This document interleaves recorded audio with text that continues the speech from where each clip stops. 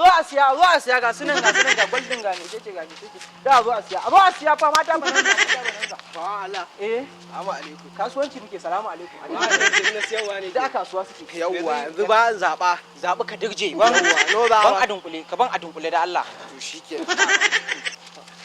sabuwa ba kai ta bace ko a kai ka isa in baka wani da ko bai idan ba za ka siya ba sai in fasa a ba ko sauri a yi hankali fa a kula da ita a zo a siya muna da guda biyu muna da golden muna da milk a zo a siya sababbin kuɗi malam assalamu alaikum ya kasuwa ai tun da kake talla wallahi tun je uwar gida ta yaji saboda matsalar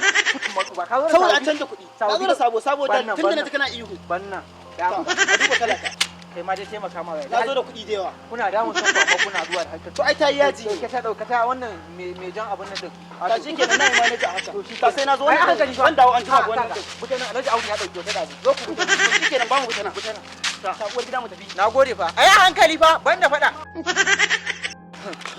uwar gida to tun da ke yanzu dai Allah bai sa an samu mai kuɗi sosai wanda zai siya ki ba yanzu yake haƙuri mu je a siyo kaza a siyo kayan miya a girki ko ba haka ba an ce da su kuma bayan an samu kuɗi in Allah da zan je in kuma siyo sun da su haka ne ke ka je ki tafi ni ba san